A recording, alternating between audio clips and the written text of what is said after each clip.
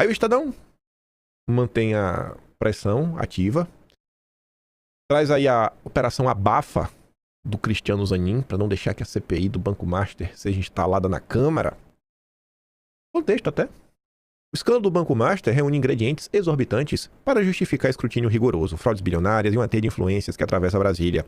O povo exige respostas e, em situações assim, a Constituição oferece à Casa do Povo um instrumento clássico de esclarecimento, que é uma CPI.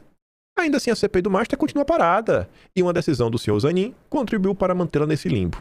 Zanin, ele rejeitou um pedido para obrigar o Hugo Mota a instalar a CPI, argumentando que a abertura constitui assunto interno do Poder Legislativo. À primeira vista, só prudente, né? A separação entre os poderes. Ninguém, muito menos este jornal, deseja um Supremo transformado em diretor de pauta do Congresso. Mas o raciocínio desmorona ao primeiro contato com a Constituição. O artigo 58 estabelece critérios objetivos para a criação de CPIs, apoio de 1/3 dos parlamentares e fato determinado e prazo certo, condições presentes no requerimento da CPI do Master. A regra existe justamente para impedir que a maioria, ou pior, a presidência da casa, asfixie investigações incômodas. O próprio Supremo já reconheceu isso em diferentes ocasiões. Notadamente na CPI do Fica em Casa, do Circo, em uma decisão no plenário de 10-1. Só o Marco Aurélio Melo foi contra, 2021. A decisão de Zanin, portanto, exprime não prudência institucional, mas uma jurisprudência gelatinosa. Tradução: quando pode prejudicar o Lula e o Supremo, eles mudam o entendimento. Mas quando é para prejudicar Bolsonaro, aí pode. Os casuísmos de Zanin incomodam ainda mais à luz da atmosfera política em torno do escândalo Master. No Congresso, a abertura da CPI enfrenta obstáculos conhecidos do Manual Brasiliense de Abafamento: controle rígido da pauta, critérios procedimentais improvisados e sessões convenientemente esvaziadas. A condução do tema por Mota e pelo presidente do Senado, Davi Alcolumbre, tem produzido exatamente o efeito desejado por quem prefere ver o assunto esfriar. Tempo. Vamos dar tempo aí para ver se o assunto sai de campo. Só que não está saindo também. No próprio Supremo, a liminar de Dilma Mendes, que anulou medidas investigativas da CPI do crime organizado para quebrar o sigilo da empresa, da turminha do Toffoli, desarticulou uma linha de apuração relevante. A trajetória do caso no Supremo, inicialmente sob a relatoria do próprio Toffoli, agora confessadamente suspeito, cria uma zona cinzenta onde se acumulam indícios de obstrução. Explicações do escritório da mulher de Dom Pedro III sobre o contato multimilionário com o Master suscitaram mais perguntas do que respostas. Paulo Gonet retardou a análise de medidas urgentes e arquivou representações relacionadas ao caso, como se estivesse disposto a disputar com seu antecessor o título de engavetador-geral da República. A diferença é que o Aras não queria investigar a palhaçada, né? A CPI foi concebida para dar às minorias parlamentares um instrumento para escrutinar escândalos que as maiorias prefeririam esquecer.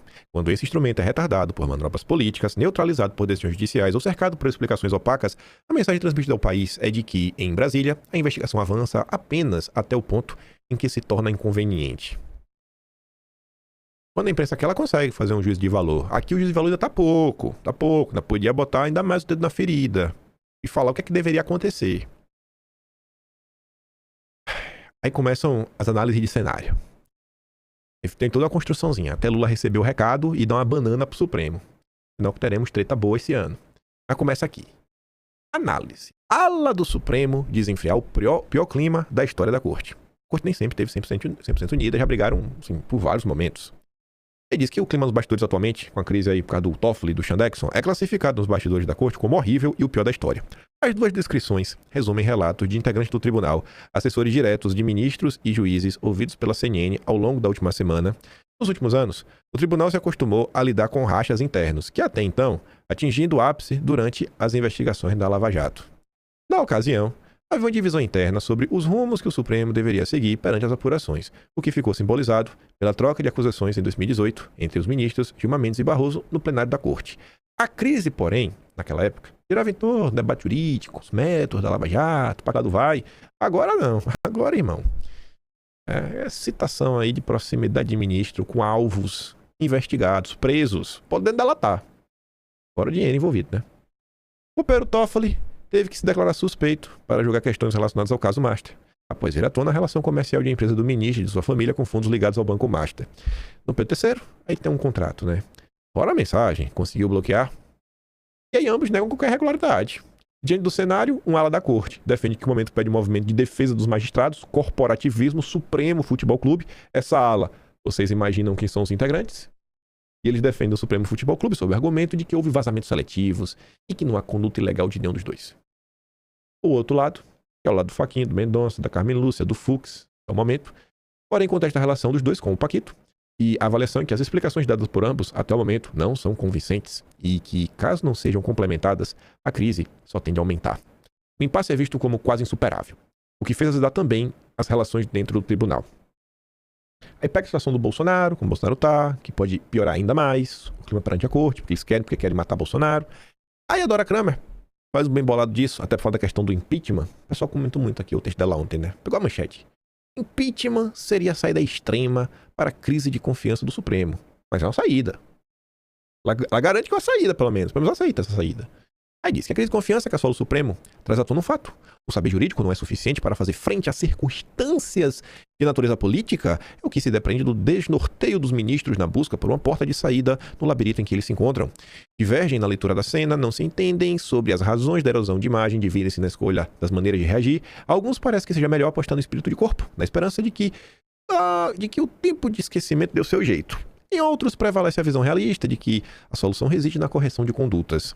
Isso no ambiente interno do tribunal, porque fora dele, a percepção de que a situação exige uma atitude radical, que seria o afastamento de Toffoli e Alexandre de Moraes.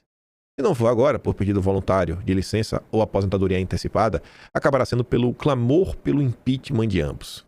Talvez não agora, quando tem a barreira de proteção do Batoré, que está nos enroscos do Amapá com o Banco Master. Só que isso pode mudar, a depender das eleições, e confirmada a alteração da correlação de forças. E olha o termo que ela usa, confirmada. Você confirma o quê? Algo que já está previsto. Confirma, pronto. As previsões aqui, que a direita vai levar a maior parte das cadeiras do Senado. A eleição dos senadores estará decidida no primeiro turno, 3 semanas antes do fim do segundo turno, se é que vai ter segundo turno. Assim confirmar a expectativa de que hoje a oposição faça maioria no Senado, é provável que o finalista oponente do PT seja levado a adotar a bandeira da solução externa. Vale dizer, o impeachment, caso não tenha sido tomadas, providências internas.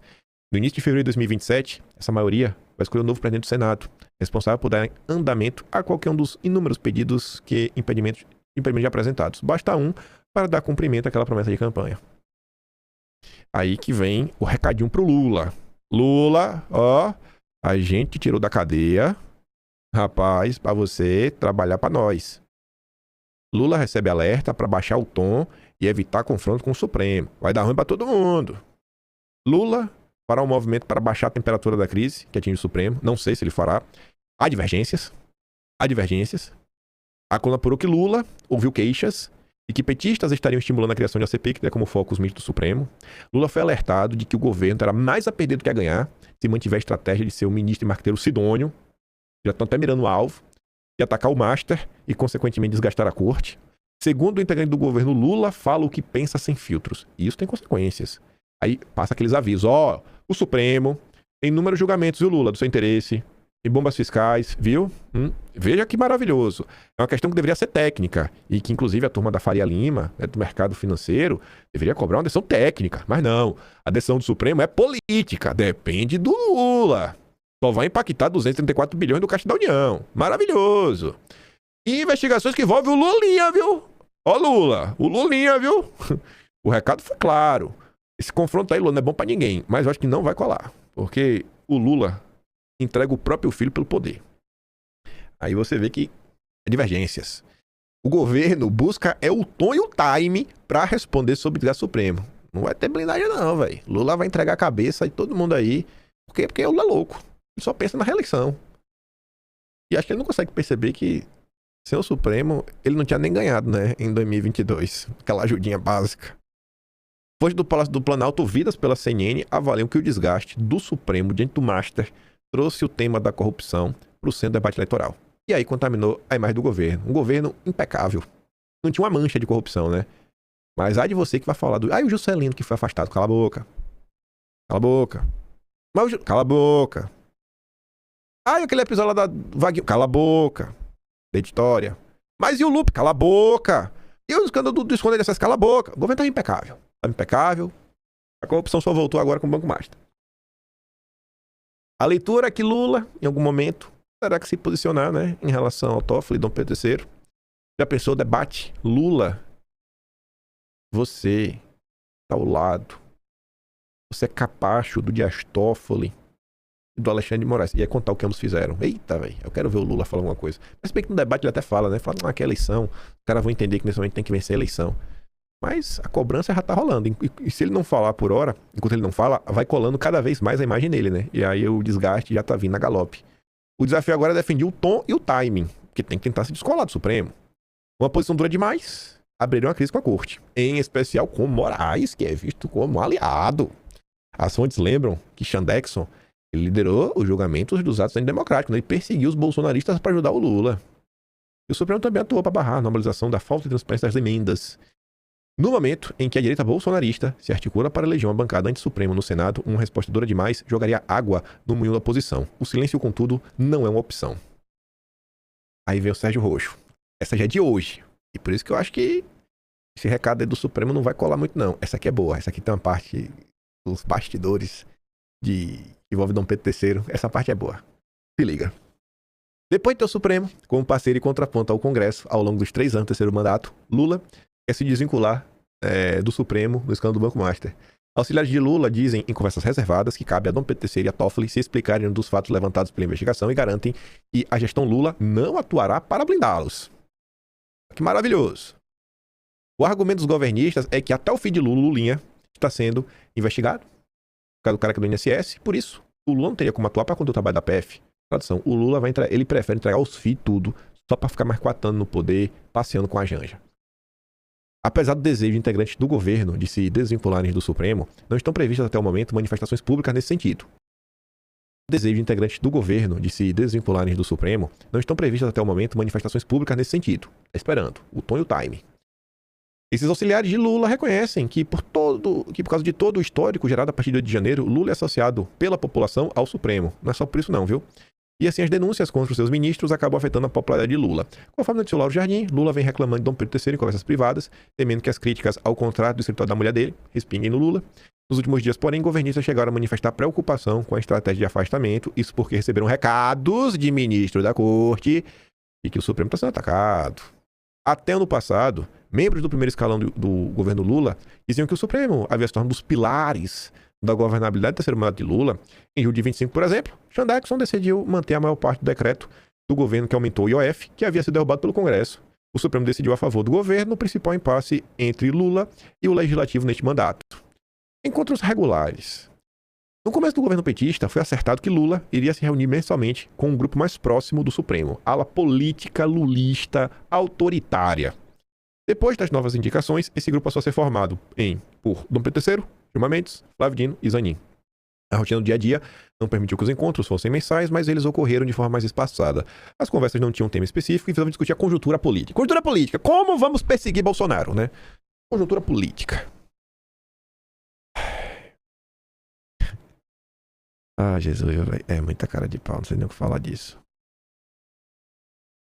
Para se afastar dos ministros da corte, a estratégia do Planalto será adotar o discurso de que as autoridades agem de forma republicana e que cabe aos implicados nas apurações se explicarem. A referência do integrante do Supremo, nesse caso, né, estará implícita.